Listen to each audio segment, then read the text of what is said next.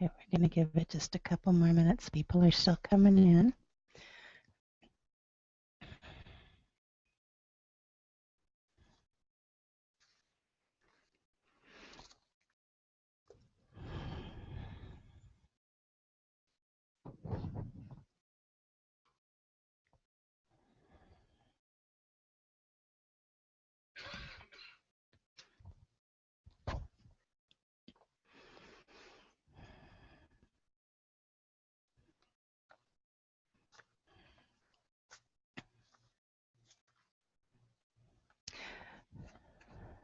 Okay, welcome back. How many people are here for the first time? I know we've got at least 2. Well, welcome. It's okay. This is kind of a basic, really beginner course, so you really didn't miss too much. We just went over some of the simple basics of the life of Shakyamuni Buddha and the spread of Buddhism throughout the world. So those are kind of factual things that you can read up on very easily. And then tonight we're going to move on to a little bit more conceptualizing. So you're fine. Okay. If you've got questions, talk to me afterwards or ask a neighbor. Okay, tonight is session 3, Buddhism in a Nutshell. My name is Sandy Carlson, and I'll be leading the class tonight. Now, how many people came? I have to ask because I mucked up on the dates. How many people came last week? We had the puja last week. I thought it was next week, but it was last week. So how many people? And how many people stayed? Okay. Half of, yeah, stayed for half of it. What did you think? It was kind of like jumping right into the ritualistic side of things. It's interesting, yeah. Yeah, that's a really good way to do it. For those of you that didn't know or didn't stay or decided that they weren't able to do it, last week we had to postpone class. We had what's called a puja, which is a prayer gathering. And the best way to really explain that, it's really very ritualistic.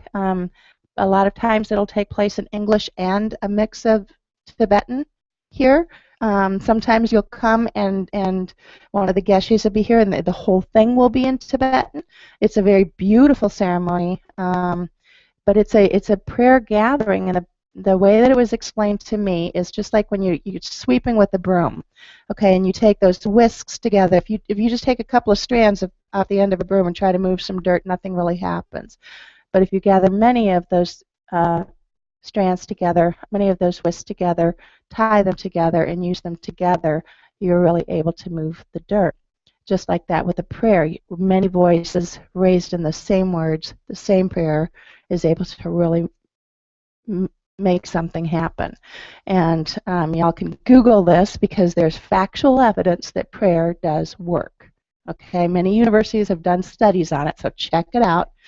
I believe in it, and it's very fascinating when you actually do some of the studies and you read some of those university findings, and it's amazing. So, go ahead. Yeah. Mm-hmm.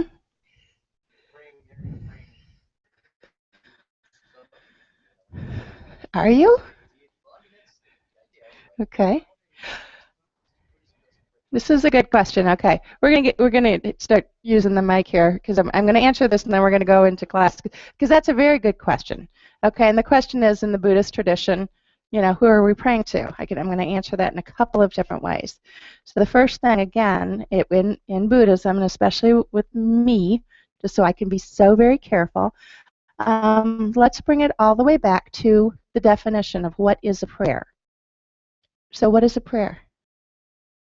It's a request for something, usually, some kind of request. And usually, we're praying for something or someone, correct? So from a Buddhist perspective, it's not so much who we're praying to, but who we're praying for. So you start to change the perspective a little bit. Who are we praying for? Now, most definitely, we are praying to the Buddha. We're praying to the different Buddhas. we're praying to the Bodhisattvas, and we're going to get into some of that. So a specific thing. And when you really are working on it, we're in some ways praying to our future selves that we're doing something about these things. So we're not always relying on somebody else to make these changes and to help these people or to do these things, but we're going to try to help to take responsibility for that. And that's why, again, I believe in the power of prayer personally. And so that feeling of helplessness that we can have sometimes, that the world is so, tough or awful, or we can't do anything, or these terrible things that we see on the news or things like that, and sometimes you just get that feeling of helplessness. I know I did. Maybe I should talk about me and not you. But I do feel that I can do something, even if it's the smallest thing of saying a prayer, and then I don't feel so helpless. And I say that prayer, which is an affirmation for me, and it puts an intention to start doing even just my little bit. So it's praying for someone. Who am I praying for? And then if I'm praying to the Buddha or Chenrezig, who's the compassion Buddha, or Tara, who's love in action, then I'm praying for that specific thing. So, and you can kind of think in some ways, my husband's Christian-based, that power of love and compassion is in any faith. So we kind of take it that way. So that's a Sandyism, okay? I'll try to tell you when it's something from me and something in the tradition, so that I'm very careful about that. Okay. Again, so welcome back. I'm happy for those of you that went to the puja and gave it a shot. As I said, my own personal experience, the first time I went, it was like, well, a little difficult. I remember thinking, we're going to read this whole thing. I'm going to confess, went to the Lutheran with my dad, and there was a lot of reading. And I was a child, so I was not as positive as I am now. But I just remember going, that's a lot of reading. So, so you sit there, you kind of like try to just pay attention. But I just kept trying, because in the American tradition, we tend to just make decisions and snap decisions. Oh, I like it, I don't like it, and you're gone. Just try it a few times. When I had gone to probably about the fourth puja, when I actually was listening to what they were saying, I became familiar enough to hear it and understand a little bit more what I was saying. All of a sudden, it became more beautiful to me.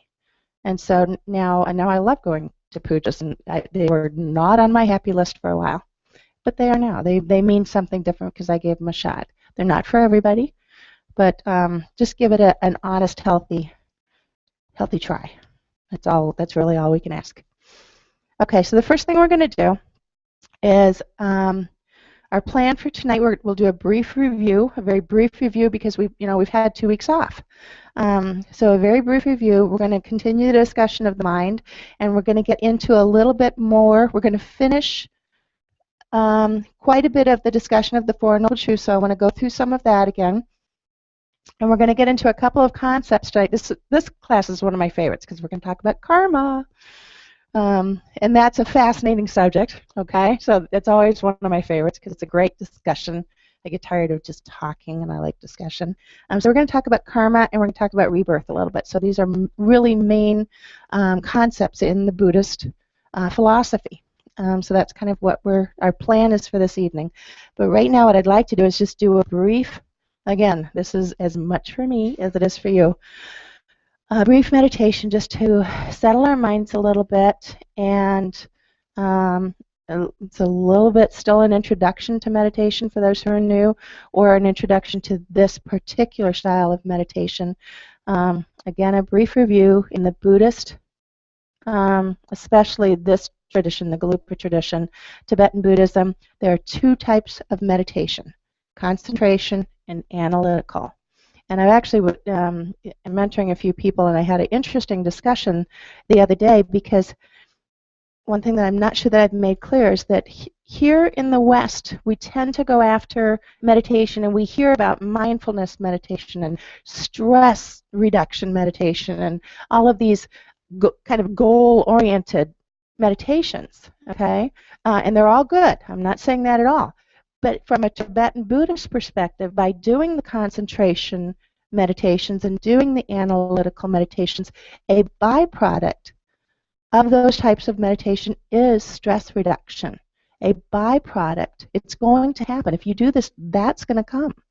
Is this a little bit more mindfulness and a little bit less stress and a little bit more awareness? It just will naturally come. But if you're kind of chasing, it's don't think of a pink elephant. We can't do it. I'm going to relax now. Ooh, it's not going to work. It didn't for me. So it's trying to work with these things that will happen. So give it a shot, and maybe don't grasp at that relaxation so much. If you do these techniques, that will come. Make sense? Kinda? Hello? Do y'all need coffee too? We'll do a walking meditation if we're not gonna. Okay. All right. So remember the 7-point meditation posture. The legs. Let's start with the legs. If you're sitting down, we'll do the whether the Vajra position, whatever's comfortable. Again, this is about your base position. Just so you have a stable. If you're sitting in a chair, try to sit a little bit more forward in the chair. If you need to put your feet up on a cushion to give a little bit more stability, then that's fine. Your arms, you hold your hands loosely in your lap. We place our right hand on our left, thumbs touching, and tuck it right into the base of your belly. I try to kind of get it just below my belly button. And you bring your arms a little bit out, and again, that's for the airflow. Nothing about this is holy. It is all based on common sense and something that Tibetan Buddhists have been doing for over 2,500 years.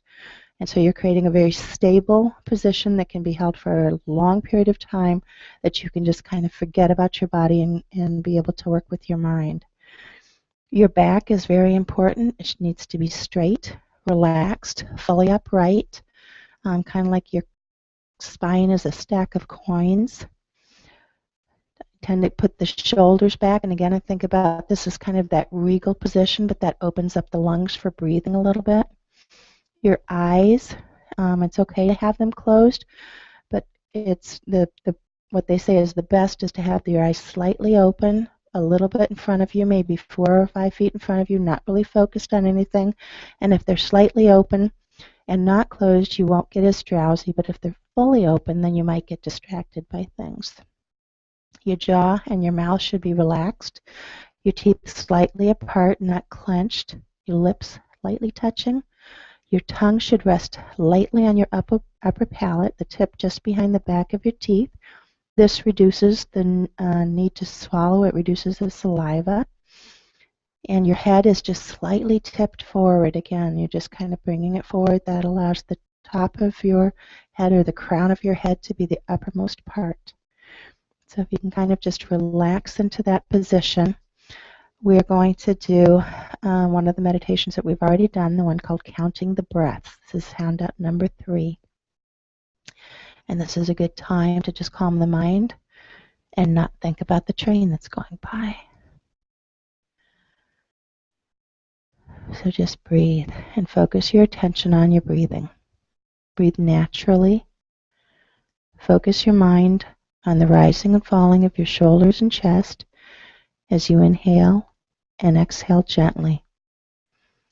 Allow your mind to settle, become calm and present, and ready to engage in meditation. We're going to create an altruistic motivation for this meditation session. Let's think that we're meditating not just for our own individual benefits, but you're taking the time now to meditate, develop your mind, to become a wiser and kinder person, able to be of benefit to all beings. We're going to start by focusing your attention at the opening of the nostrils. Pay attention to the very subtle sensations as you breathe in and out through your nose. You can feel certain sensations as the air passes, as the small hairs move. Cooler sensations as you inhale, warmer as you exhale. Don't follow the air into your body or out into the surrounding environment. place your attention on the sensations associated with the breath at the opening of your nostrils. Your job is to keep your attention firmly placed on those sensations only. As you inhale and exhale, mentally count each inhalation and exhalation together as one. Count from 1 to 10, concentrating on those sensations. When you reach 10, begin again at 1. If you become distracted, if your mind wanders to other things and moves away from the point of concentration, then begin again at 1. Even if you never get past 2, it's not a problem. The point is to train your mind to focus on one point only. This concentration takes some practice, but we're going to give it a try. Now I'm going to watch the clock. I want to give you just even 3 minutes. Okay, I'll stop at 3 minutes. So don't worry about the time. I'll watch the time. And you do this for 3 minutes. Breathe, count to 10, start over. Okay, begin.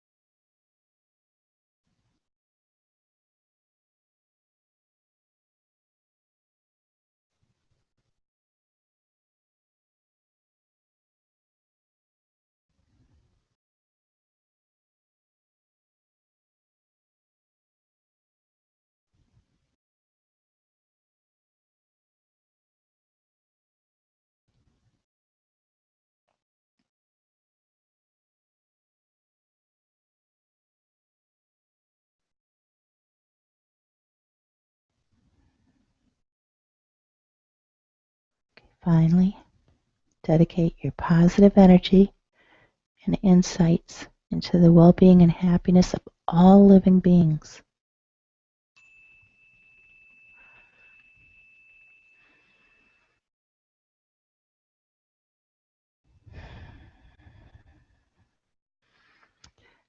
Okay, how many of you are trying any of these meditations at home during the week in between? So we've done counting the breaths, scanning the body, bare attention, which is just the breathing. Is anybody finding one that they like better than the other? Are they working?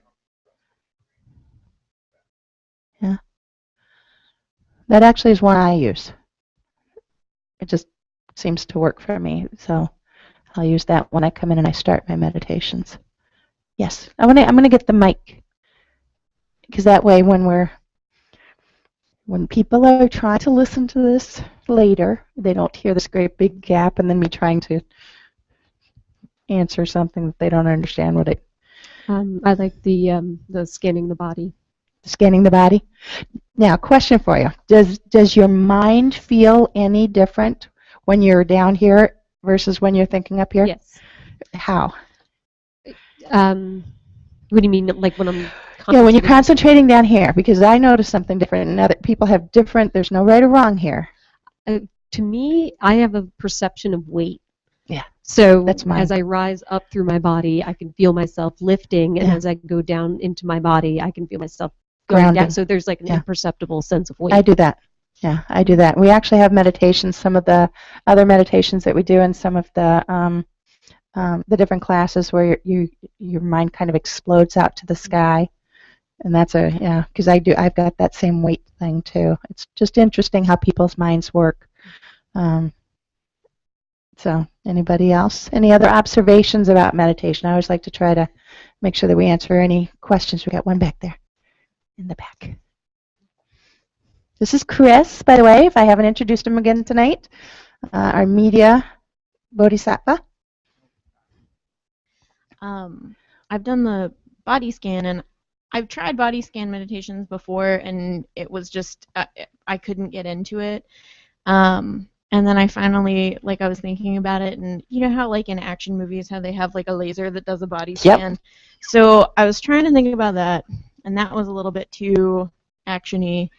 And then I thought about, what if it was you were standing and water was rising up? So, the line of the water, really good. Which sort of, it did the same thing, heavy versus light, but kind of in the opposite, because it was the lightness of feeling like you were being submerged, and I don't mean that in a scary way, but, in a very pleasant. And then feeling the groundedness of having your feet on the ground and supporting your own weight again. So, and I found that to be very relaxing versus breath counting, which was very centering, and kind of geared me up to feel more like I could concentrate versus kind of mellow out. Yeah, interesting. That too, that body kind of filling up, that again is part of a more advanced meditation technique that we work on with some of the purification meditations that we do, where we're filling up with things. So some of these things are going to lead you to other things. So that's part of that concentration meditation, that once you learn some of these techniques, they will help you when we get into later meditations that are more of the analytical meditations. Yes, ma'am. Chris, you're going to do laps tonight. Right here. Thank you. Great pants, by the way. Appreciate it. So when I first did the scanning the body technique, I also had a little bit of trouble with it. I liked it because it got me to focus on each part, but at the same time, I kind of got a little distracted.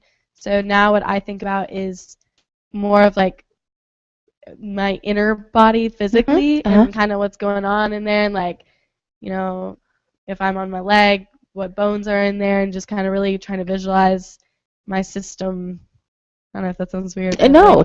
Like I said, it's, people will kind of modify things a little bit to work better for your mind, or how it's going to help to relax and work for you. So it's, we'll talk about these things generally, but they'll get specific, if like for the breaths, not to follow it in. I mean, they'll be very specific about some of those things, but when you're scanning the body and going through those, how you think about it, if that works for you, then that's great. It's just a really detailed visualization, I guess, very aware to me. So I like that.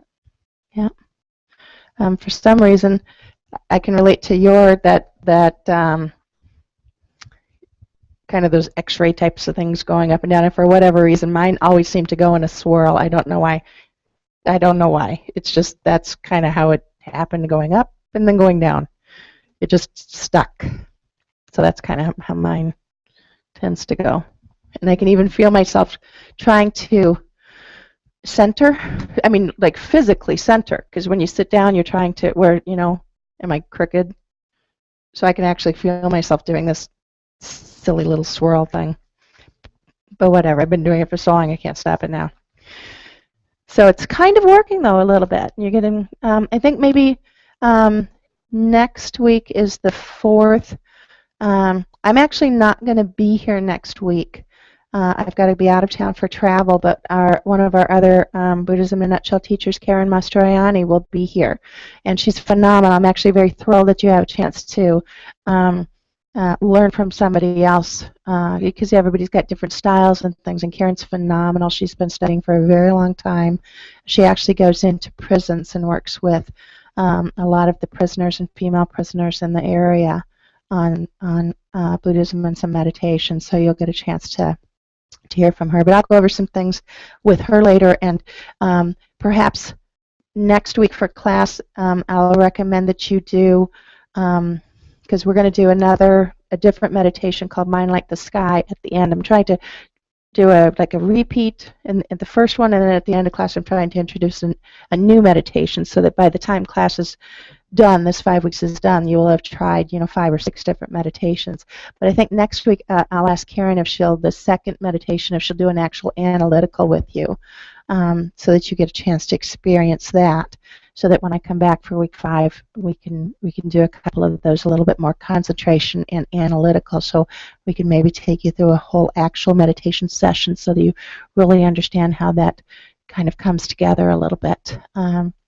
But we'll talk about that a little bit more at the end. I gotta make sure I stay on track. I get talking way too much and then I don't get through everything. Okay. Any questions about anything that we've talked about so far, or anything that you've seen in puja or anything? Open time. Any questions right now? No? Okay. So let's move forward, because we were supposed to get through the Four Noble Truths so I could move on to other things. So we're going to do this real quick, kind of as a review.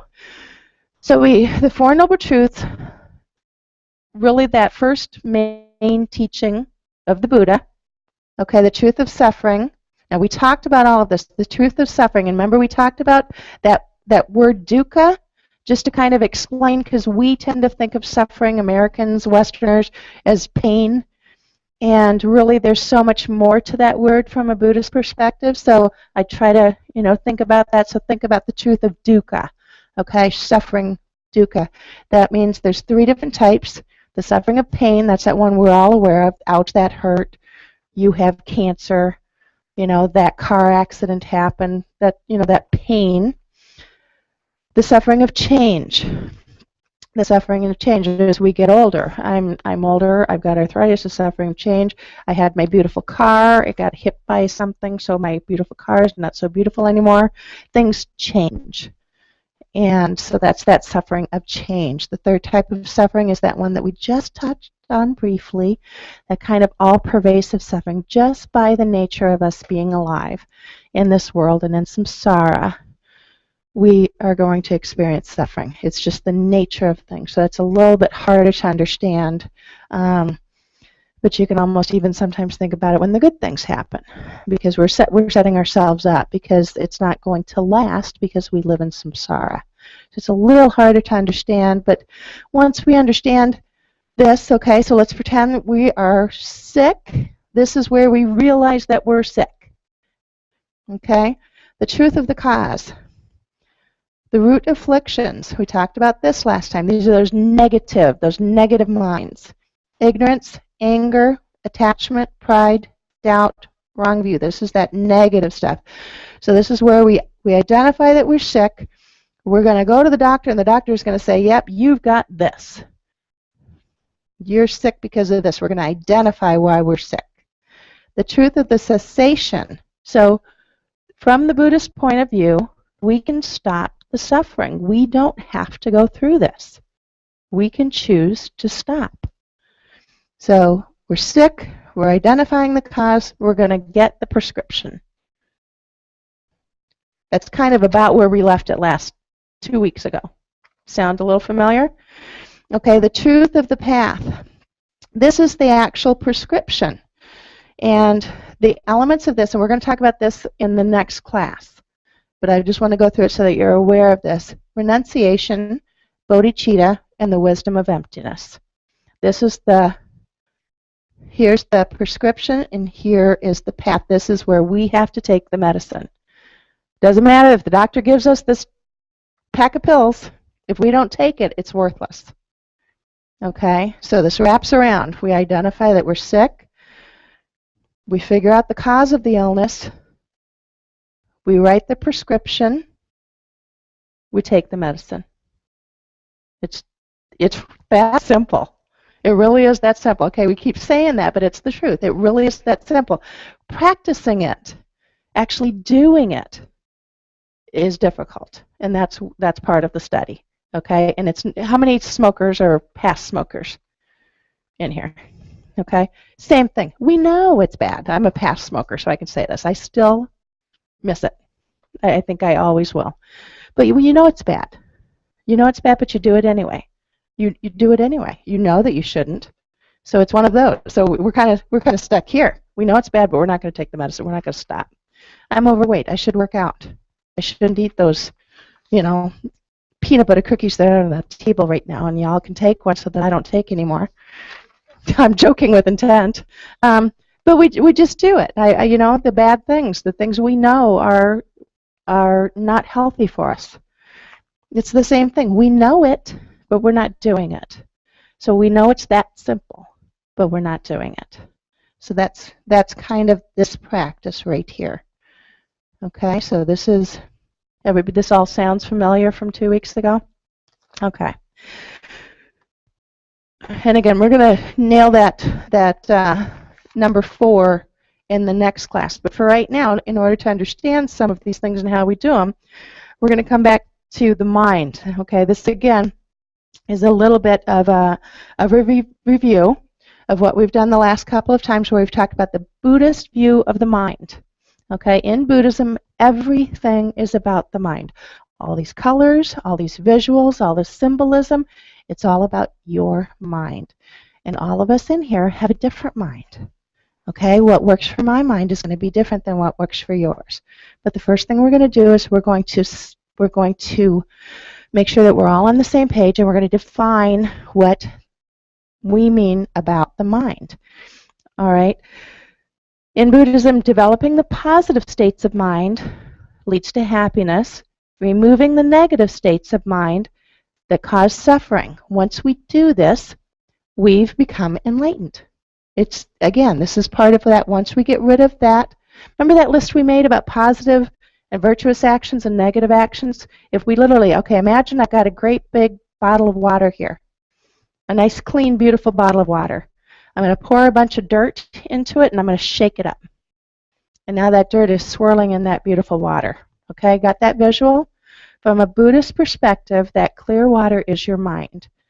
And all of that dirt is the negative states of mind that we can take out. Okay, so the mind is clear. Okay, mind, we use mind and consciousness. We can use that together. It's non-physical. The mind, from a Buddhist perspective, is not the brain. In fact, you'll see many Buddhists, when they talk about their mind, they kind of point here.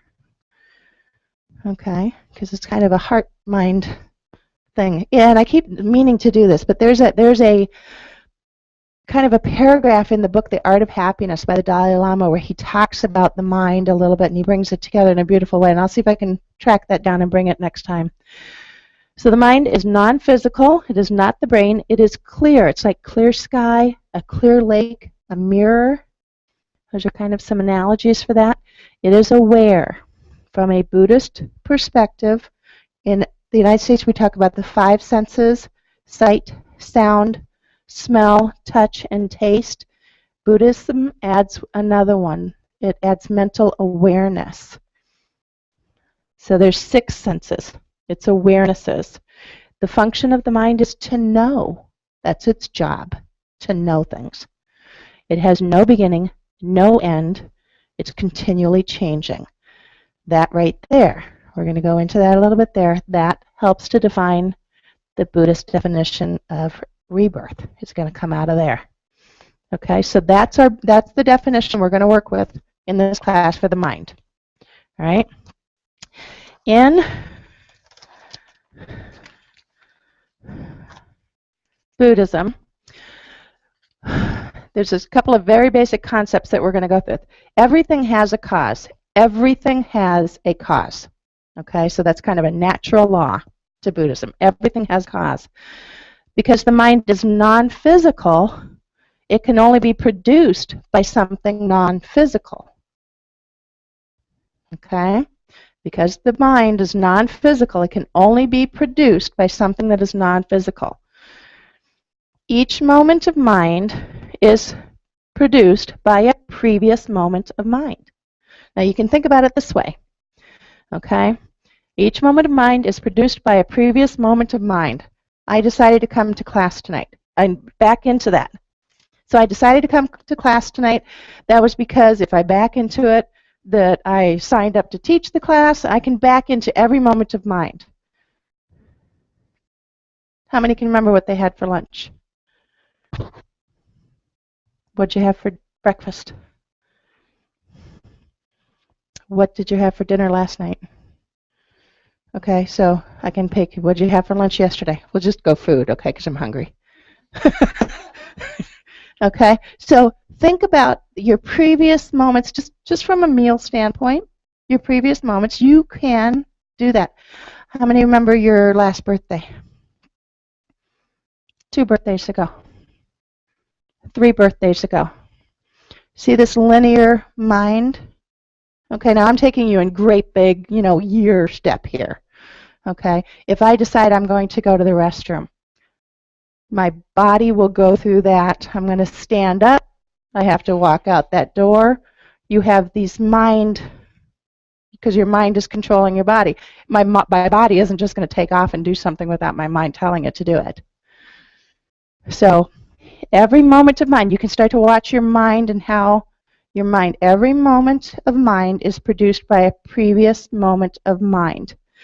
Tibetan Buddhist perspective that in one snap, there's 65 mind moments. We're not conscious, we're not aware of those because we have basically 3 levels of consciousness. So we have their gross level. This is the one that we kind of operate from. This is the one that's sitting here in the class that you're aware of what I'm saying, you're thinking about it, the things that we're aware of. Then we have the subtle level, and we actually talk about this in American, your subconscious.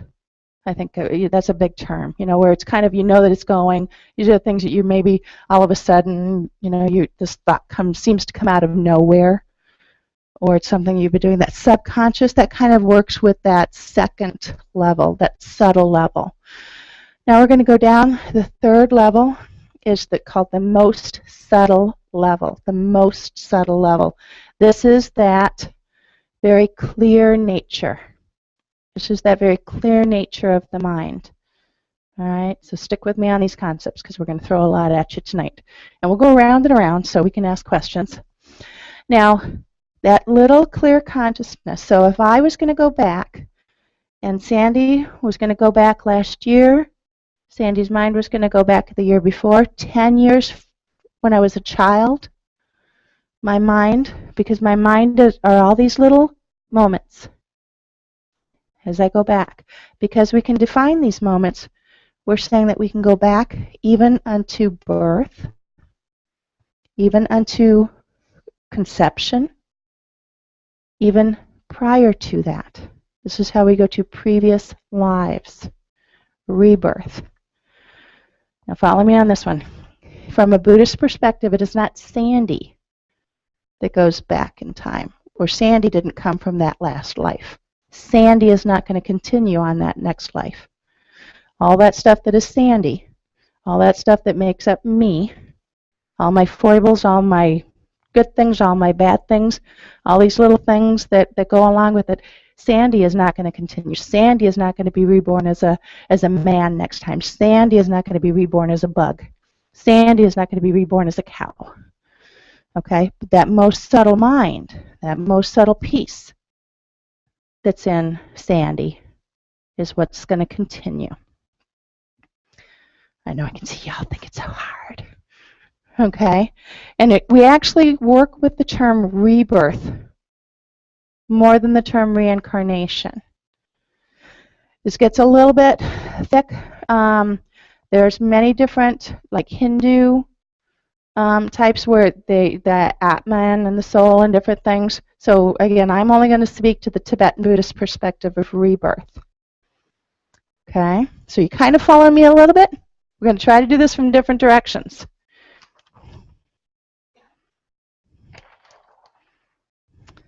Okay, each moment of mind is produced by a previous moment of mind. Everybody can kind of follow that mind river. Think about it. I think about it like that sometimes. It's a mind river. It's a constant stream of thought. Okay, remember when we talked about the mind that you can't really just sit there and think of nothing. You have to give your mind something? It's that constant stream of thought. Has anybody totally fallen off the wagon here? Kind of. We'll get there. Okay, samsara is cyclic existence, beginningless, recurring cycle of death and rebirth under the control of karma and delusion. This because karma and the mind and rebirth, all this stuff has to go together. So we're going to talk about this whole thing and then we'll try to sift it out a little bit. Karma means action. It is the working of cause and effect. Positive actions produce happiness, negative actions produce suffering. Okay, let's break it down. Sir Isaac Newton, gravity, right? He discovered gravity. He didn't make it up. He discovered it. That apple fell on his head, and he thought about it, and he came up with the definition of what happened, and he explained gravity. He didn't make it up. He discovered it. It's a natural law, correct? That's karma. Karma is a natural law. The Buddha did not make it up. He discovered it. And he's explaining it to us. He saw it, just like Sir Isaac Newton saw that apple and figured it out. Karma is a natural law just like that. So you're up on a ladder and you fall off. Do you get mad at gravity? Nobody goes, oh, that doggone gravity. You don't do that. So it's just like that with karma. You know, it's a natural law. You don't say, oh, karma. So we have karma. I have a cousin named Karma. I mean, it is this word that we all fling around and use, and it's like, and you see all those things, karma is a bitch, all those different things, or, oh, there's karma. You see him getting his, things like that. We're not using it. The Western, this is why we're going to be very clear about our Buddhist terminology, because what we have been hearing is not what the terminology really means. Okay, so karma is a natural law. Does that kind of help to make sense? Okay, so now let's explain it. Now, karma has been studied for 2,500 years. It will continue to be studied. We have like 20 minutes, so do not anybody expect to walk out this door and think that they've got it. Okay, I have been studying this for a very long time, and I've got flashes of brilliance, and I've got a lot of mulligans. All right? So you just have to start working on it and start being aware of it. And the more that you study it, and the more that you work with it, and the more that you actually get those little awarenesses, then it starts to get better, because it really does start to help you figure out how to make some things easier on yourself. Okay, so karma means action. It is the working, again, it's a natural law. Positive actions produce happiness, negative actions produce suffering. Law, period. It's law. It's a natural law. That's nothing that we can change. It is just going to be that way. It is that way, and it will always be that way. So, of course, we want happiness, so we should be all working on this, right? Okay, karma is a psychological process. There is not a cosmic scoreboard out there. There's a good one. Mark over here. Negative over here. Mark over here. It is a psychological process. You are putting positive seeds in your mind. Positive or negative seeds. It's just like you're planting your garden. You're planting your garden and you need to pull those weeds. That's karma. Karma is a garden. Okay, your mind is a garden, and you want to plant the positive and you want to pull the weeds out. And what seeds you choose to plant. If I choose to plant a rose in my garden, that is not going to come up with a bunch of tulips, is it? Because I planted a rose. So what are you going to plant?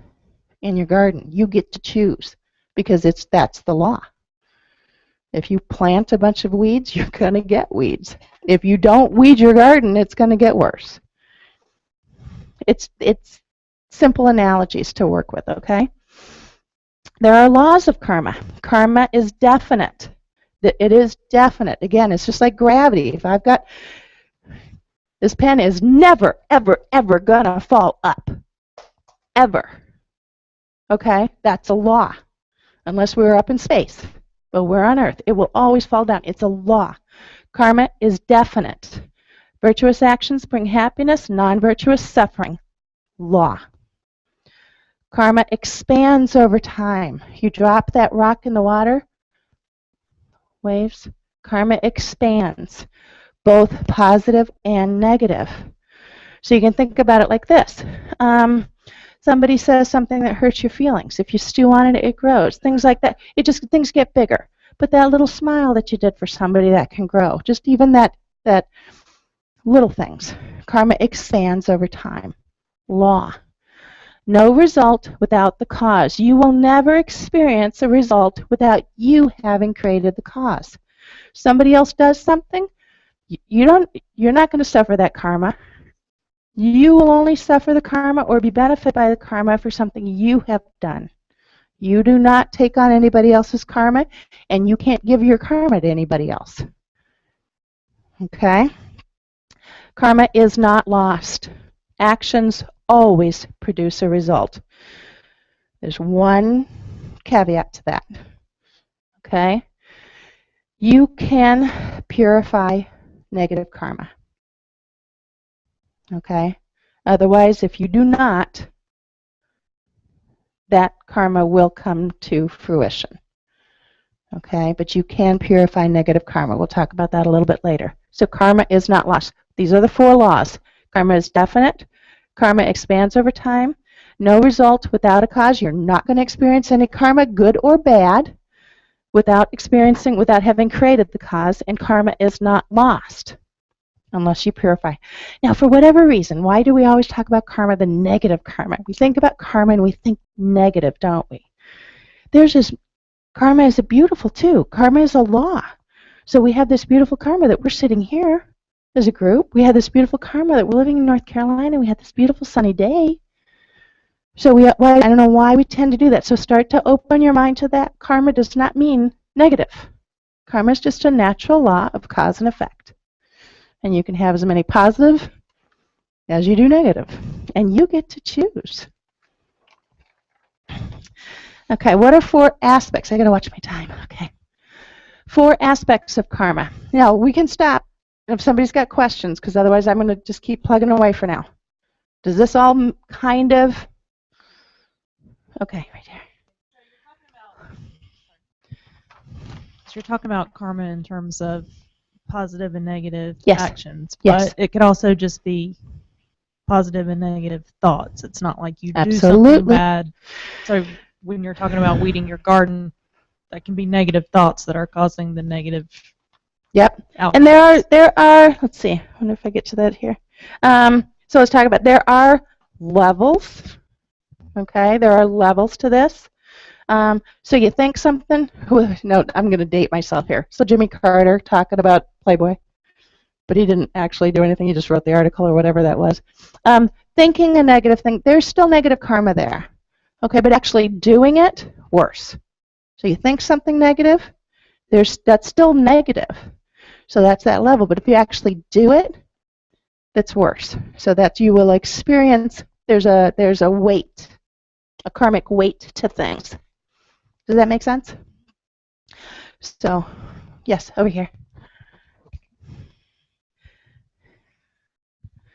I'm having a little difficulty with no result without cause, and I am the one that has the cause. And maybe I'm just taking this too physically, but if someone does a bad thing to me, someone takes out a knife and stabs me or crashes into my car, how did I cause that? Or am I thinking of that? No, you're okay. That's a good. Okay. So here's some of that Western definition of karma, that it's immediate. Just now, there will be, if I come up and punch you in the face, there's a good likelihood that he might punch me back. I mean, that's conventional truth, right? That is not what we're talking about here. But karma doesn't necessarily happen. It could be something that you did 2 lifetimes ago. It could be something you did last lifetime. It could be something you did 100 lifetimes ago. So there's going to be a ripening of that result. The reason that you're experiencing that car crash today is that all these things came into being that allowed that to happen. Okay, but it could be something, and this is a good way to think about this. So you have something negative in your life, something happens where somebody does something to you. This, I'm going to explain something that has like happened to me.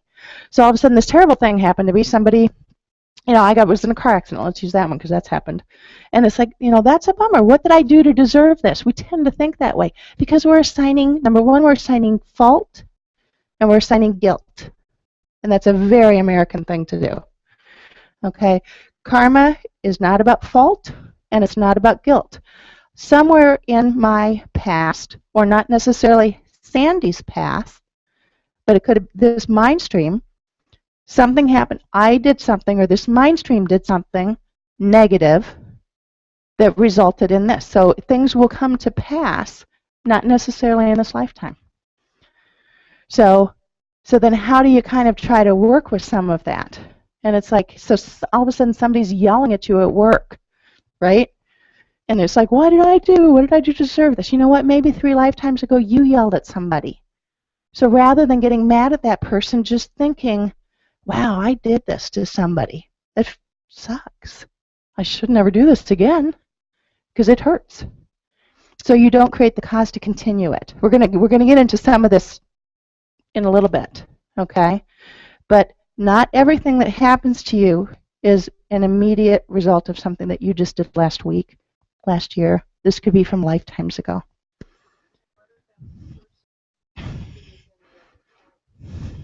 They have their karma. They have their karma. So they did the same thing. You know, we're all in the samsaric world, and so this isn't like a sci-fi movie where something really weird is going to happen. They're going to experience the same types of things because this is the world that we live in. So they have their karma that's going through. Yes. I'll try to repeat, or if you can. Everybody has their own karma. There really isn't a collective karma. You know, there is in some ways where you know, that big typhoon hit and all these people. So there is, you know, we will get groups of people that will experience the same. No different than we all experienced that beautiful sunshine today. Again, don't think of it always as a bad thing. So it sounds like to me that the purpose of karma is to kind of improve yourself. That's how you should use it. It's not really the purpose because it's a natural law. But that is absolutely a benefit to use it. it's. So then why would, you know, something that you did that you can't really prove that you did, that you're not sure of, that you did, that you created some action to cause negative karma down the road, and you experience this negative karma, and how do you learn from that if you're not sure? Okay, so number one, you can be sure. You can be sure because of the laws that somewhere in your past, something negative, you did something negative, or you wouldn't be experiencing that result. So you can be sure. Why would it work that way? It just doesn't seem probable to me. The law. Yeah. It is a natural law. You can be sure because of this law that you will never, if something negative is happening to you, somewhere in your mind stream's past, you did something that is that's that ripening result. Now again, what I'm trying not to do is say you did something bad, okay? Because I would look around this room. Look around this room for a second. Okay, let's pretend that this is our world for 100 years. Okay, do you pretty much think in 100 years you would know everybody in this room really, really well, right? Take it to 1,000. Take it to 1,000 years. Okay, everybody in this room over 1,000 years has been a good person, has been a bad person, has been some type of animal, creature, bug. We have all been everything. There isn't one person in this room that has never not. We have been each other's mothers. We have been each other's brothers, sisters, sons, lovers, fighters. Okay, this is what we're talking about. The karma, this has been going on for eons. And again, this is that natural world. So you want to be really, really careful that when you're doing this and you see something bad happening to somebody, or you see that child that's suffering from that disease, that you don't think, oh, they must have done something bad. They deserve that because it's their karma coming, right? Don't go there. So we don't, that's not compassionate. That's not loving. Yes, ma'am.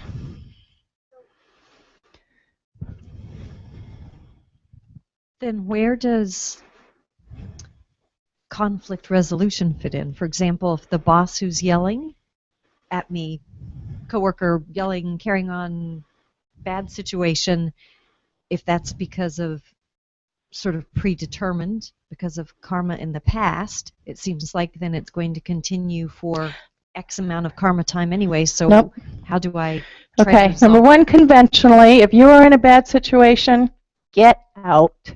Okay, don't just go, oh, this is karma, I just deserve this. If you're in a bad situation, somebody's yelling at you, somebody's abusing you, whatever, get out. So don't be very careful of the conventional world, the real world. But by karma, I'm going to follow you. I just end up in the same, another negative situation. Okay, so let's do the conflict resolution. Somebody's yelling at you. The difference is, by understanding karma and starting to work, again, this is about your mind. This isn't about anything else but your mind, but at least starting to understand. So rather than just getting mad and continuing that karmic cycle, which we're going to talk about, that you understand that, boy, something here isn't right. I'm obviously purifying it because I must have done something. So that gives you a little bit of space to breathe, to understand I'm not going to react in anger. But I'm going to try to deal with this because conventionally in the real world you have to. But how are you going to choose to so that you don't just continue that karmic cycle? Because you get to stop it for you. You can't control what they do. You can't control their karma. You can control yours. You can control how you react to that situation. You can control how you go through your pieces of resolution. Conflict resolution, you get to choose this. Now you get to choose it with a much more positive mind because doing what she had said, how does this work? Well, this is how you now get to change it because the karma is not lost. Actions always produce a result, so you get to change it instead of doing that habit energy of getting mad back. Don't get mad back because now you know what it feels like. And now you can understand that it's something that you did, take responsibility for it. Or just understand it's not that personal responsibility, as in, boy, I did something. You know what? Because you don't know. Don't worry about it. We're not assigning guilt. We're not assigning guilt. Guilt is it's not even a word that the Buddhism understands. Buddhists, the Dalai Lama, the first time somebody tried to explain guilt to him, he didn't understand. He didn't get it. He didn't even understand it, the concept of guilt. It's such a negative mind, he didn't even understand it. They don't even have a word for it in Tibetan. Regret, yes. I regret those bad actions. I'm going to try not to do it again. But guilt is such a negative because it just makes you helpless and it makes you feel bad. Regret it's a positive. I don't want to do that action again, so I'm going to stop it. So there's a difference. So we don't want to assign guilt or blame. Question in the back. Deep concepts. Good questions. So is there no concept of luck or randomness in Not in Buddhism. Not in Buddhism. Not luck. I have a question about the concept of the mind. You were talking about it being this clear thing, like a river. Remember our water. Right, and take the dirt out. In your next life or in my next life, this Sandy will not be going on. Do each one of us have a unique mind, or is there just one mind? Each one of us has a unique mind. We don't. If I'm a Tibetan Buddhist, there isn't this idea of that community consciousness. There's every single one has a unique mind, but also be careful because we tend to think of ourselves as being much more separate than we really are. We're very dependent.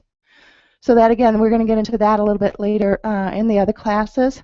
So while we each have a unique mind, and from a Buddhist perspective, what all of this means is that we all, each and every one of us, has that ability and has that innate Buddha nature to become enlightened.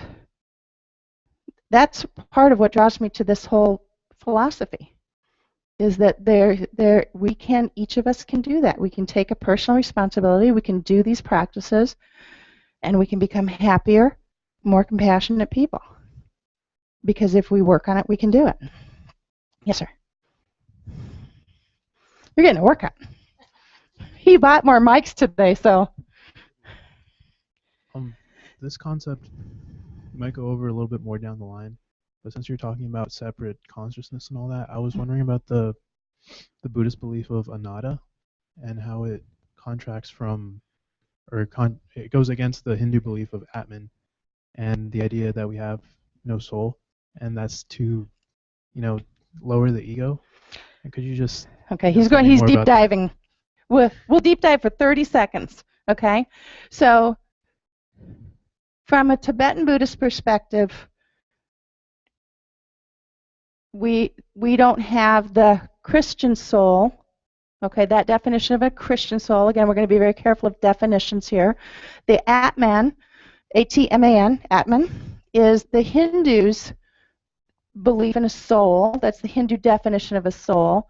And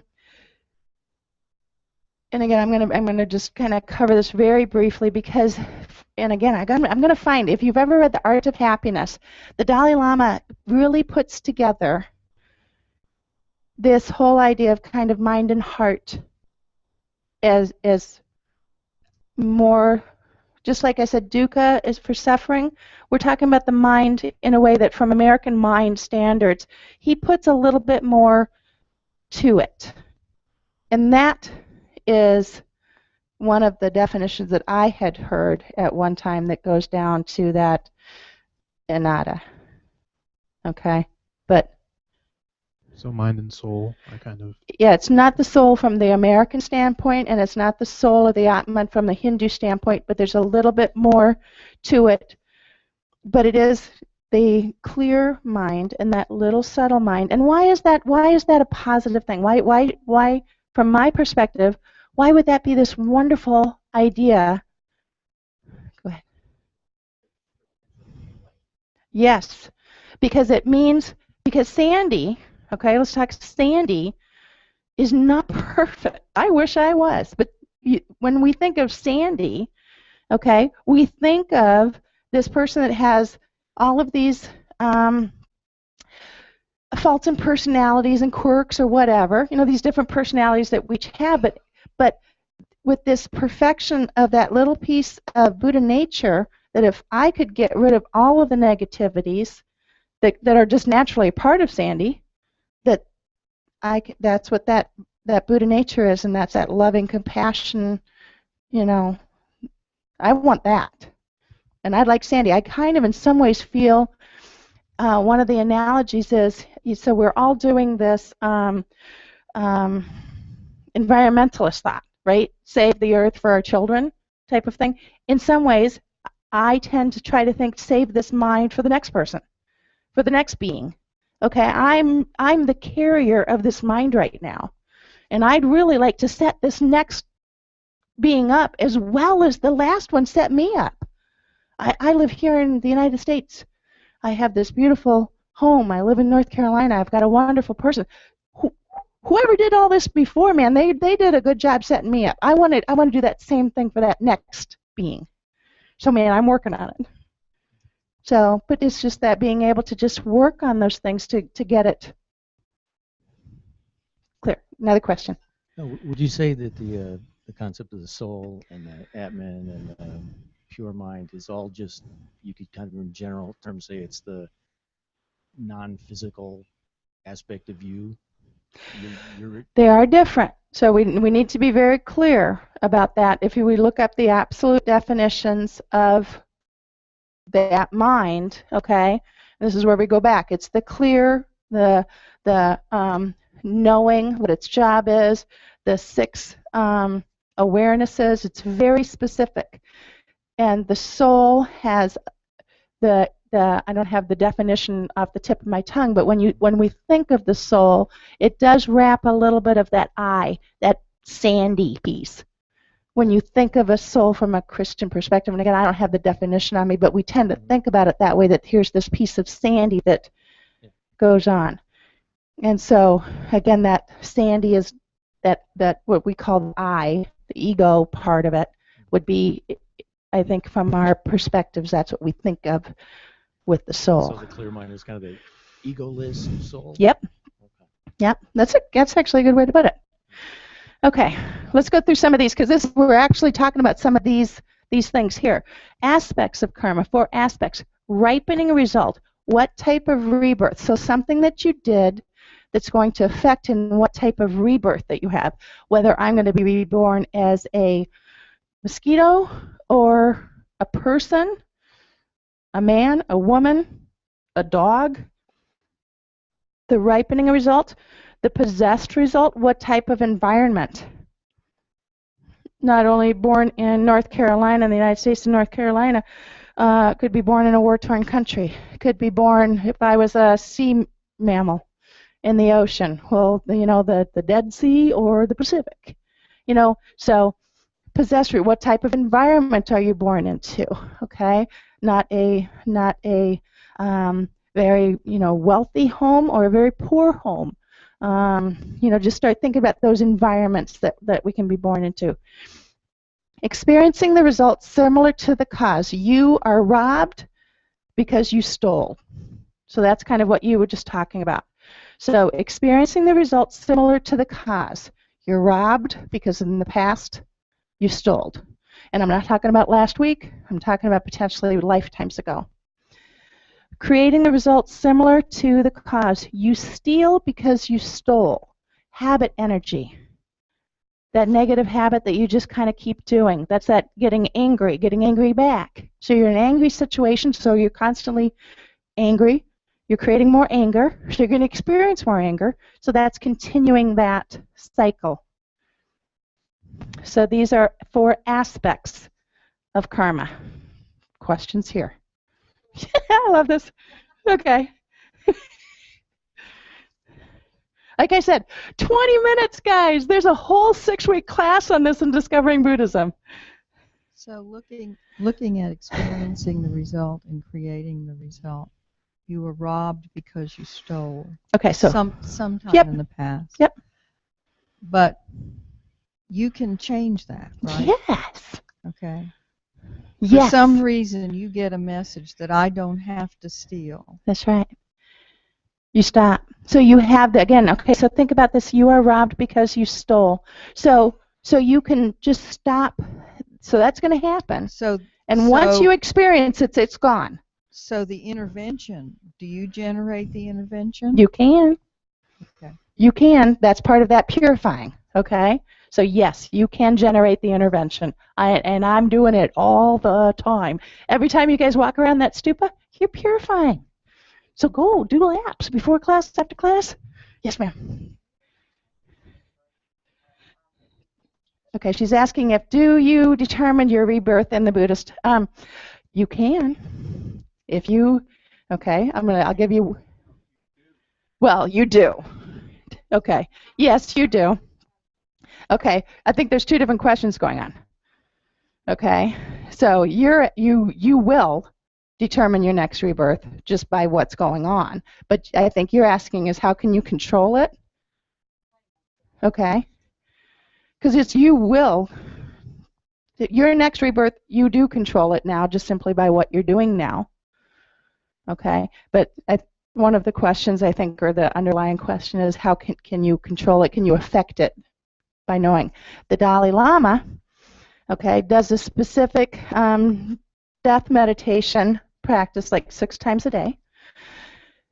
One of the things that I have read is that the great practitioners and the great yogis and masters, there is that time that during death, and we'll talk about because death and rebirth is going to be the last class, that there is a time during the death that if you can, we're learning to control our minds. This is part of our practice. We're meditating, things like that. But there is this practice that you can do that you can have a little bit more effect on that next life. But that is a very great practitioner. Okay? But they say that it is possible. But, okay, so none of us are quite there yet. But if we go out and we do laps around the stupa and we work on some of those little purifications things, you don't even have to take it down the Tibetan Buddhist perspective. Be nice. Just be a nicer person. Practice generosity. Do the things that actually all of the faiths request. That's going to be positive actions, isn't it? So that is going to affect your next life and your lives to come. You've got a question. Okay, so to use your example, you said you could come back as a sea mammal. Yes. But a sea mammal doesn't have the conscious thought of what I'm doing is positive or negative. They're just surviving Good nature. question. So okay. So what are we talking about when we're talking about these minds? Okay, Semchen, mind bearer. And this is where we are talking about humans, we're talking about animals, we're talking about fish, we're talking about bugs, we're talking about bacteria. Semchen, any mind bearer, any mind that can actually take an action and move of its own volition. Okay? Now the Dalai Lama is very much a scientist. And one of the things that's been happening over the past few years is all of this neuroplasticity, and just read all of these articles and stuff. And the Dalai Lama says right now science is actually proving things that Tibetan Buddhists and actually all Buddhists have been studying and working on and realizing for 2,500 years. And right now more and more is being discovered about neuroplasticity and the mind. And as long as science is proving these things and doing this, is if science ever disproves something, then the Dalai Lama says we have to let it go. We have to go with the science. So, because you've got 3 questions, so I'm trying to, first we're gonna do Semchen, mind bearer. We're identifying any mind. We can go into any mind, whether it's a sea mammal, whether it's those bacteria that have minds because they're moving of their own volition, they're choosing to move. Okay, so that we can become any of those. We have been any of those, and we will be so again. Now that's the karma thing that mosquitoes, sea mammals, dogs, they're doing the best that they can, but they don't have the cognitive mind that we do. They do have a mind, but we have this precious human rebirth, and that's one of the things we're going to talk about in the last class. We have been given this precious human rebirth, which means one of the most precious births possible we are in right now. Because we have, number one, the cognitive mind that can work through this stuff. So we have the opportunity to create this beautiful merit and to do all these beautiful karmic things. We have, especially here in America, we're sitting in class at a Buddhist center. Do you know how many, I lived in Minnesota for a while. There was no Buddhist centers up there. But we're here. We have the opportunity because we are living in an environment that allows us to have the free time to do this. We're not living in a war-torn country where we're scrambling for food and water. We're actually able to sit here and practice and learn. So this precious human rebirth that we are in right now is one of those beautiful things.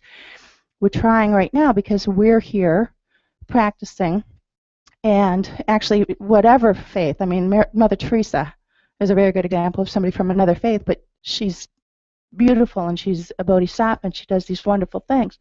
So we're doing this in the hope that we would have another precious human rebirth to continue this work. Okay? But that karma, you would be a dog, you're burning off the negative karma. So karma never goes away. So right now, Sandy's got, let's look at it, I've got this great big bag of karma, negative karma. I've got this beautiful karma over here too. Never forget the good stuff. But so I've got this negative karma. So I'm trying to burn it off. Some of the things that I can purify because I practice. Okay? But this bad stuff's going to happen. I've had cancer. I'm going to have bad stuff. I'm going to die. I hate to say that one. Everybody in this room is. We're going to die. That's the, So when, but here's this negative karma. Where was I going to go with this? We want to try to work it off, but now I'm not going to be able to work it all off because I'm not a Buddha. So I'm going to wind up with something bad happening. But once that, let's say that bad karmic seed, once it's used up, it's gone. So I get born as a dog. That's the karma that I have. And I'm going to live the dog's life until I die. And then that karmic seed is gone. So once it's used up, it's been pulled out. So sometimes it's just using it up, pulling it out. Sometimes it's purifying it. Make sense? I can be a good dog. Okay, here's another good one. Because Geshe, when he first came here, you guys have got to come back when Geshe's back. Okay, he's traveling right now. He'll be back in mid-December. So here we've got this phenomenal Buddhist monk, Tibetan monk from India, studied all these years. He's so wonderful. So he comes to America, he learns English, he's trying to figure all this stuff out, and he hears all these different Americanisms, right? And one of them is, I want to come back and, in my next life as a cat. I mean, we say that stuff all the time, don't we? I'd like to be my cat. I've said that. Well, he didn't say anything for the longest time because he was trying to figure out, why would you want to do that? He didn't understand what we were talking about. You don't want to be a cat. Why do you want to be a cat? Until somebody gave him a cat. And he had a cat. And then all of a sudden he started understanding what we meant from America about, because our cats live in luxury compared to what they do in India. Okay, so now he understands the joke. But yes, so my cats, I have 3 rescue cats. I say prayers for them. They actually come and they love to sit in my meditation room with me and, the blankets and the pillows and stuff. So I want them, because they do not have this precious human rebirth, but they had the good karma to be born and live with me so that I could do the prayers for them. So, but then we've got these poor cats that are living in the shelters that didn't have the wonderful karma, so they're burning up there. So yes, you can be a good dog, you can be a good cat. Yes, ma'am. So I get how what I'm doing now is going to affect where this goes in the future, some degree of the future. But are you saying that no matter all this good stuff that you're describing doing right now, no matter what, if I robbed 20 times in my past life, I'm going to be robbed exactly 20 times, not 19, not 18, not 22, but 20 times in this life? Okay, so now you're counting. Remember, we're not keeping a scoreboard. Okay, there's levels of things. So we're gonna start moving faster because some of the stuff will be coming up here. Okay, so we're gonna start moving a little bit faster. Number 1, the life that you're living now can have an effect on some of these things. They can mitigate some of those things. Remember, there's levels. Okay, so I'm trying to purify. Okay, and even though I'm purposefully doing it, just by being here and trying to be good people, you guys are doing it too. Okay, you're just not thinking about it in the same terms that I do, but you're still doing it by doing these good works and stuff. But it's not like this cosmic scoreboard of things. But if you did it in the past, you will experience the cause. Now, the depth of your experience, the level, there's many things that affect that. And again, this is where we're kind of trying to go through things in 15 minutes. So let me talk about this because some of this is going to affect that answer. Oh, how much time? 17. Okay, we're going to go fast. So we've been talking about karma and rebirth. Ethical behavior. Let's talk about this one. The 10 non-virtuous actions of body, speech, and mind. This is all part of karma and what will affect it and some of those levels. Body, speech, and mind. With the body, killing, stealing, sexual misconduct. Let's break that down. With the body, killing. Pretty much everybody in this room says, oh, I never kill. Right? There went that mosquito. Ooh, that canarade, killing all those cockroaches. Okay? I mean, we kill all the time. Driving down the freeway, those begs on the wheelchair, we're killing. We kill all the time. Okay? We kill when we take some medications and we kill some of the microbodies in our own body. This is part of that thing about this pervasive suffering I've been talking about. We kill all the time. We kill all the time. But we don't think about it that way. So it's how do we mitigate that? Number one, that pervasive suffering just by living, okay? Your intention has a lot to do with it. If you kill out of anger, even if it's an insect, if you kill out of anger, okay? My husband, who's Christian-based, but he goes along with, he's very, very supportive. He now will take spiders outside because I don't want him to kill anything, and he does it. And now he actually even talks to them. It's hilarious, even when I'm not around. So he's doing it, okay, because he's realized that's a life, okay. So maybe 20 years ago, man, I slapped that spider with the best of them, and now I think about it. So I'm at least thinking about it. I'm not quite there yet on everything, but I'm thinking about it. I've got little prayers on my car because I know I'm going to be killing things, and I'm just trying to do the best that I can. So we don't drive ourselves crazy with it. Just try to do the best that you can. Stealing. I never steal. Right? Never steal. How many of you have taken paper clips or a stamp from work? How many people have taken, different file folders of paper from things? How many of you took the chips out of there that you knew were your son's? We steal all the time. Okay? We tend to think of these things as these, all the ick. It's levels. It's all levels. It's still stealing. It's still killing. But there's different levels to it, and what is your intention with it? Sexual misconduct, okay? That's pretty much cut and dried, okay? Sex with somebody who does not want it, like rape, okay? Somebody that's married, that's pretty straightforward. Speech, lying. Oh, I never lie. We tell white lies all the time. We do it with the best of intentions, but maybe instead of lying, maybe just don't say anything. So we have choices. So lying. Harsh speech. That doesn't only mean yelling. That means hurting somebody's feelings. And sometimes we do it unthinkingly, but we're doing it. Divisive speech. Oh, Susie at work, did you see what she did? Do you see what she's wearing? We do it. We do it naturally. We do it just by, especially when we were teenagers, man, I was terrible. Gossip. Okay, same thing. We do it all the time. So this is non-virtuous actions with speech. Your mind. Covetousness. Okay. Right now, I am so jealous over everybody that's going to see Phantom of the Opera. I can't stand it. Okay. And I'm trying to turn it and go, I'm so happy that you got tickets and you get to go. Because I'm dying, I want to go. So trying not to be jealous of somebody. Because that's one of our first reactions, isn't it? When you hear with somebody else won the lottery, ooh.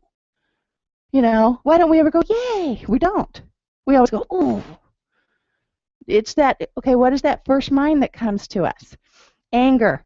How fast we can go there. I have been practicing for a long time, and I had a flash of anger so bad 2 weeks ago, I'm still amazed. Okay?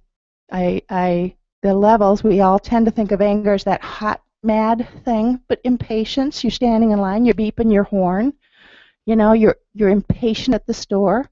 Impatience is anger. And we do it all the time. Wrong view, okay? Not only is it the wrong view from ignorance, it's the wrong view from, what I'll call willful ignorance. We know better, and we do it anyway. So there's different levels of wrong view that you can discuss that all over the place. But there's a lot of willful ignorance that goes on right now too, and we do it all the time. I cannot believe how fast this class went. We are going to talk now next week. As I said, Karen is going to be here. She's going to go over Precious Human Rebirth, the Buddhist view of death. We're going to talk a little bit about the three scopes and the three principal aspects of the path, which is that fourth noble truth. So then we can go down there. So we'll talk about these a little bit, and we're going to save the wisdom of emptiness, because that's even bigger concept than karma. for like the last class, but at least we touched it, right? You got a little bit more of a feeling with karma. Again, this is a concept that has been around for a long, long time. It is not an easy one to understand. It's something that if you're even interested in it, that you'll be working with for a long time.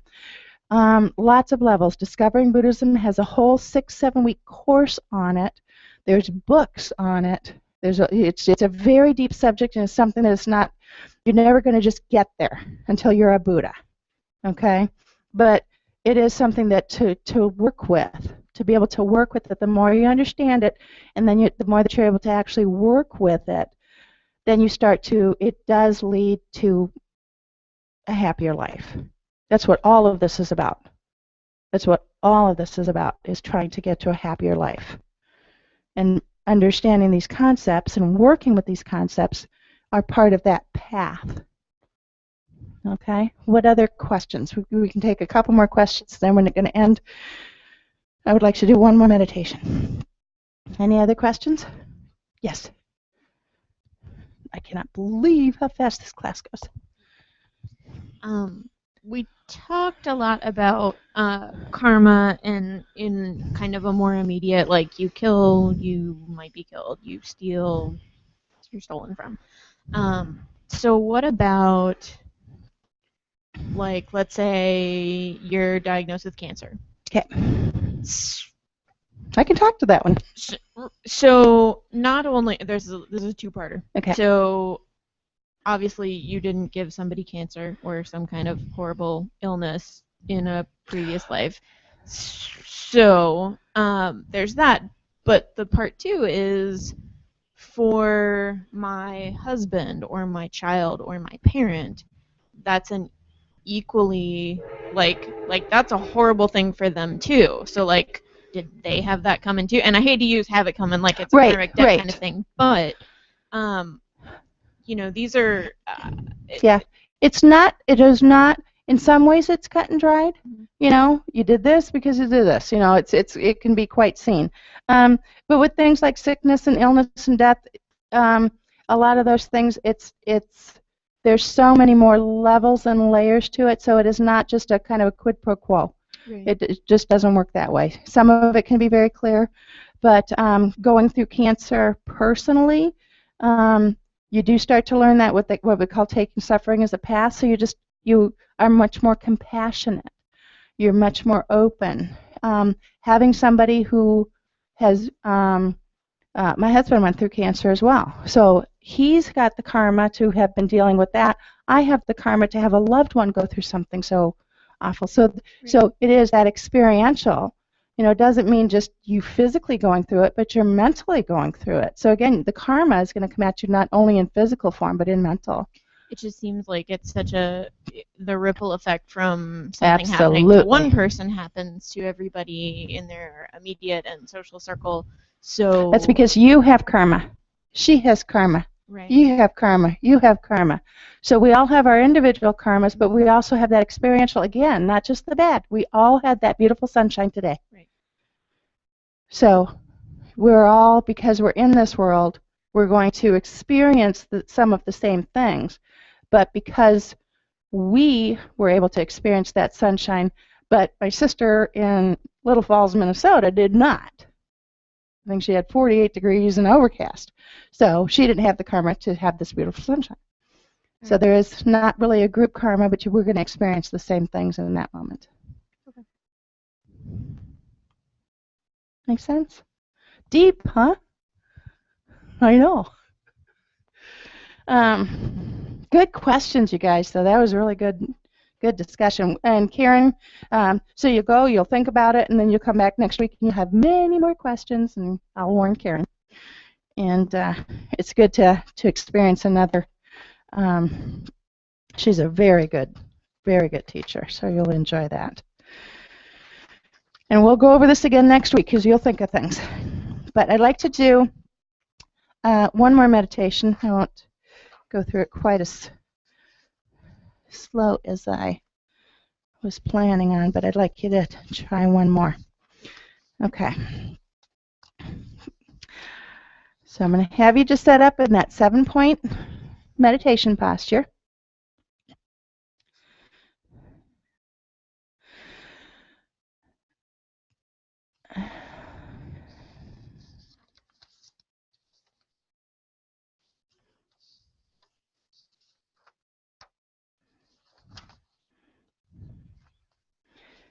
And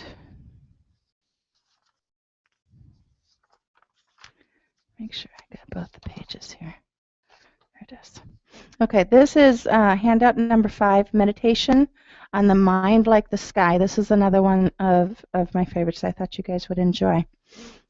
Okay, so 7-point meditation posture. Just walk yourself through that. Legs, back, arms, jaw, eyes, head. Just get yourself kind of focused and in there. In our ordinary perceptions, our thoughts and feelings seem to be all there is to our mind. One thought, feeling, image, or idea after another.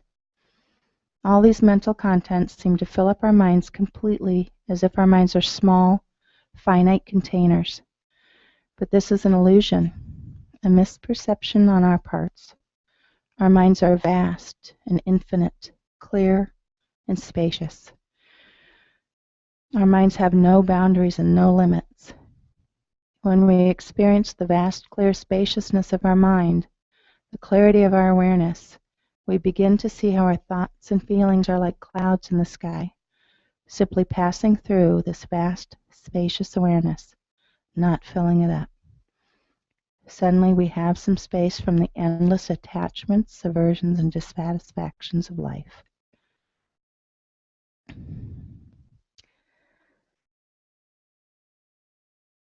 Okay, we're going to create an altruistic motivation for this meditation session. We're meditating not just for our own individual benefit, but you're taking the time now to meditate and develop your mind to become a wiser and kinder person, able to be of benefit to all beings. Start by just practicing bare attention, just breathing. Gain a deeper level of concentration and focus. Loosen your concentration slightly. Emphasize the element of mindfulness in your meditation a little bit more strongly. Allow your mind to be attentive and observant of whatever comes to notice, regardless of what it is. Don't identify with the mental element that is arising. Simply observe them like a tourist. Allow them to arise as you observe them and pass away without getting involved. Just be aware. Allow your mind attention to expand, to encompass your entire sphere of experience, of consciousness. Forget that there is an observer and something being observed. Simply imagine your experience and your consciousness as being just like the sky, completely clear, vast, spacious, and without end. Concentrate on this experience. Identify with this experience. Clarity, spaciousness, and awareness. Our minds are completely clear just as the sky is completely clear. The light of the sun shines down on us through the clear sky. Our awareness and wisdom shines through the clarity of our minds. Sometimes clouds fill the sky and obscure the sunshine, but the sky doesn't get upset. The sky doesn't identify with the clouds. The sky doesn't judge. Clouds just pass through the spaciousness of the sky. They come and they go. The clarity and spaciousness of the sky is not compromised by the clouds. They just arise and pass. Our minds are clear and aware, spacious like the sky. When a thought or an emotion, an idea or an image, a sensation arises in your mind, just observe it. Let it arise and let it pass. Each thought, each mental event is just like a cloud. Your mind is the sky. Concentrate on that experience of space and bliss. Whenever we identify with and are carried away uncontrollably by a thought or a feeling, we lose any awareness of the spacious clarity of our mind, of the vast, clear, and knowing nature of the mind within each thought or feeling occurs. Our perspective becomes small and constricted. It's as if all there are is clouds, and we've lost the sky. We lose that wonderful open spaciousness. When we can simply observe these thoughts and feelings arising without getting involved, when we can identify with the sky instead of with the clouds, then we can reside in that spacious purity of our basic clarity of mind. Calm, clear, peaceful, open spaciousness, without agitation, without delusions, without anxiety, without stress, without dissatisfaction, without attachments, without aversions. We're just going to sit for 2 minutes, mind like the sky, and just watch the clouds pass through.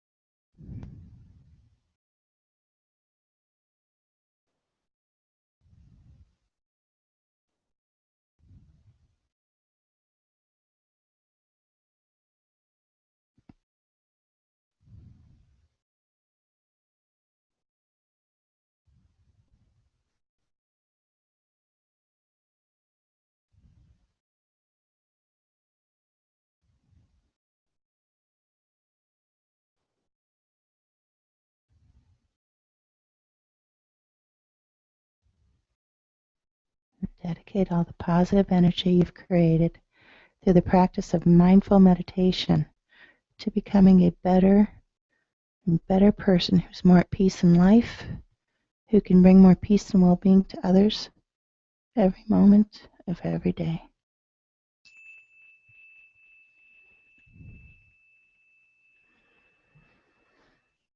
Now we're only doing, I'm doing 2 or 3 minutes in between. If you come to the Meditation 101 class that'll be starting after this class, that's an hour and a half long class on meditation, and in that class you'll actually do 10 to 15 minute meditations and longer. This is just a little teaser to that class.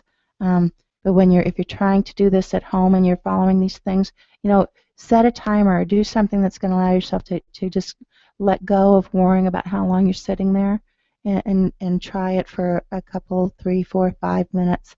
Don't overdo it because you want to be comfortable with it if you're learning, but give it a shot to where you can read these things and then just let go and really try to do it. You guys asked some really great questions today. I hope I was as clear in trying to answer them. So next week, Karen Mastroianni will be here. I'll be back for the last one, which will be the wisdom of emptiness, and that's a great one too. But thank you all for coming. I realize that takes time out of your day. Again, we offer these classes without any charges or fees. None of us get paid to be here. If you have received any benefit, we hope that you'll drop something in the generosity boxes to help us keep the lights on and continue to offer these classes for free. Pay attention. There's a lot of stuff going on around here. Robert Thurman is coming September 29th. Google him if you don't know who he is. Uma Thurman's dad, Kill Bill, all of that. So if you just got to take that to get you there, that's fine. He is a phenomenal Buddhist scholar. He is he is the very first Westerner to ever be ordained by the Dalai Lama.